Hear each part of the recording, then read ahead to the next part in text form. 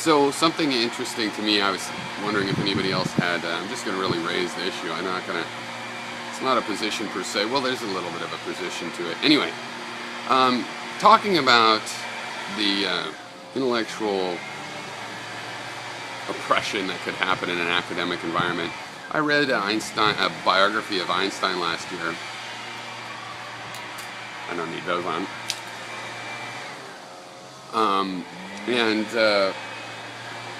You know, it's an interesting thing. Basically, all of his really major strokes of genius happened when he was working at the patent office.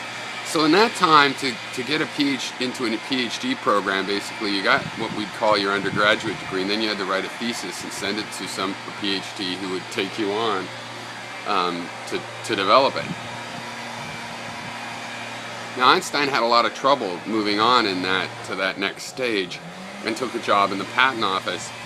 And there's some controversy about whether him being Jewish played a role, and you know, it definitely played a role in his life somewhat, but this was like I say, that's controversial.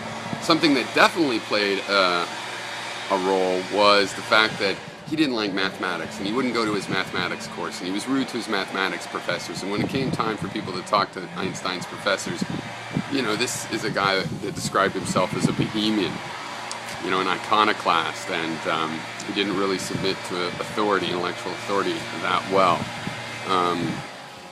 Certainly not for arbitrary reasons.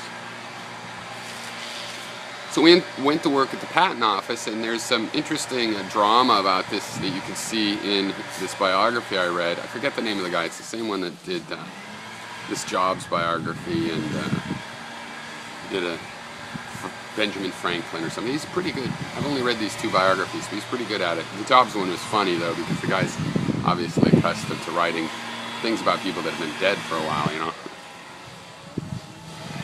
So he talks about present history kind of as if it was ancient history a couple times. But anyway, be that as it may. So he's a really good biographer with lots of source material. So you can see that Einstein wanted one of these positions, but he also he wasn't super eager to just take any one of them. He had some pride about where he should go and what he should be able to do. And so he was just like, it's better off not being in academia. And sure enough, he figured out the photoelectric effect, did a lot of stuff on Brownian motion. He started to develop relationships with great scientists, and like Planck,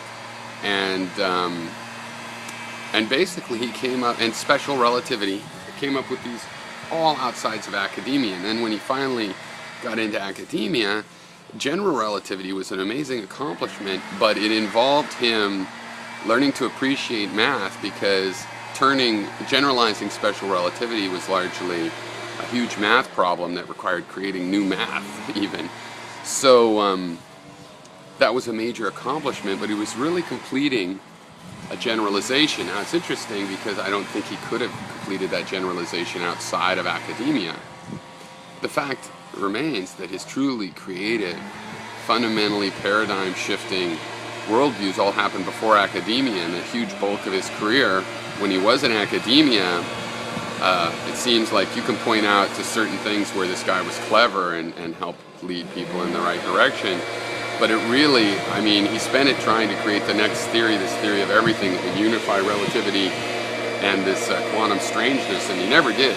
And not only did he not do it, but all the sort of hip cutting-edge science, he was becoming a curmudgeon against it. Now that's fine, that's just his take, but you have to understand, when he started working, things like, you know, various properties were considered sort of mathematical, like the fact that, you know, the whole idea of doing the Planck calculations, that was a mathematical trick. He found he could solve some things making those assumptions. And they kind of, like with string theory, or some people have with quantum theory, so, oh, it's just a mathematical trick. And Einstein was the one that proved, no, there's a material, there's a substance issue or whatever, something in the material world relating to this. These photons really have to be fired off this way. It's not, for example, just an accident of how excitation works. There really is this fundamental discrete quantification going on in some sense.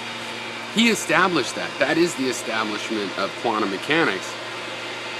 And that's what he did when he was a patent clerk, and when he got into academia, he sort of adopted his own, he adopted some attitudes that he had gotten from classical physics and applied to get relativity, and sort of stuck with them in the kind of way that academics are prone to, the negative side of academia, the traditions of academia that start to influence more strongly than, say, facts, or especially new facts.